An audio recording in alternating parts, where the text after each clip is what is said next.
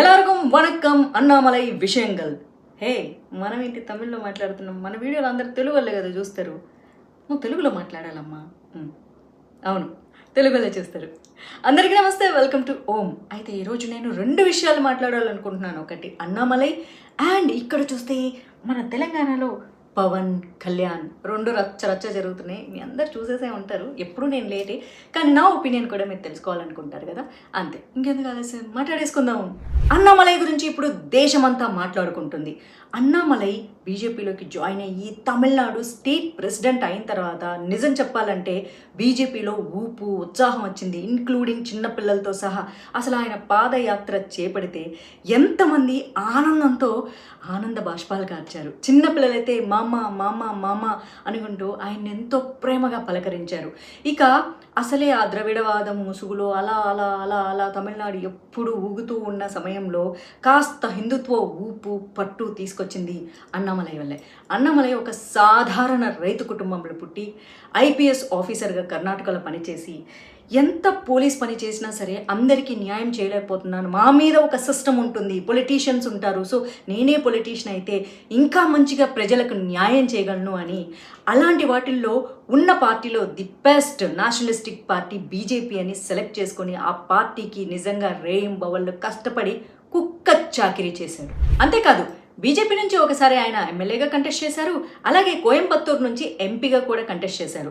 కానీ అంతమంది ప్రజల అభిమానం ఉన్నా సరే అక్కడ లోకల్ పార్టీస్కి ఎక్కువ ఇంపార్టెన్స్ ఉంటుంది కాబట్టి ఆటోమేటిక్గా అవే గెలవడం జరిగాయి.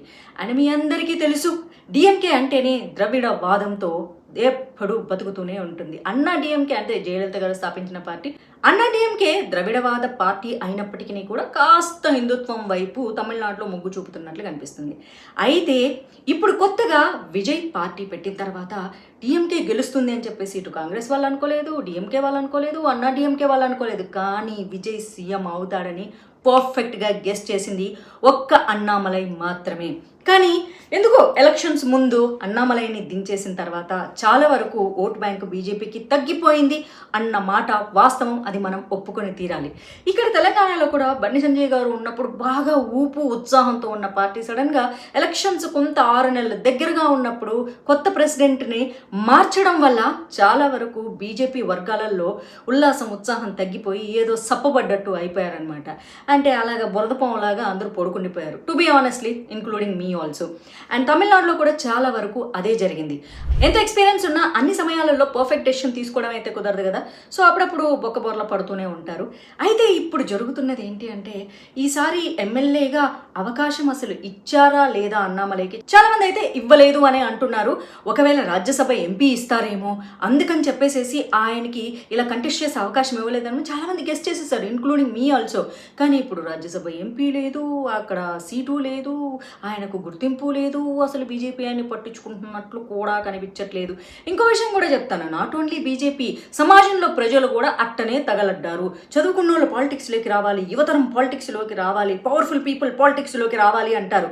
కానీ మనం చూసుకుందాం, మన తెలుగులలో జయప్రకాష్ నారాయణ గారు లోక్సత్తా పార్టీ పెడితే ఆయన అసలు మీరు గెలవనిచ్చారా? ఆయన పార్టీని బతకనిచ్చారా?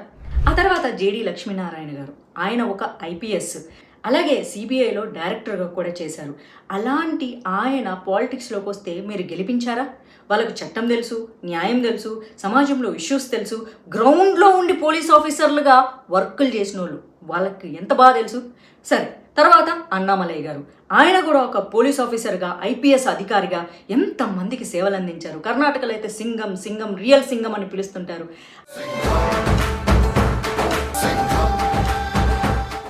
సో ఇప్పుడు ఢిల్లీ వెళ్ళారు అన్నామలై గారు, రాజీనామా చేస్తారు. ఈ ఇష్యూ అయితే భయంకరంగా జరుగుతుంది.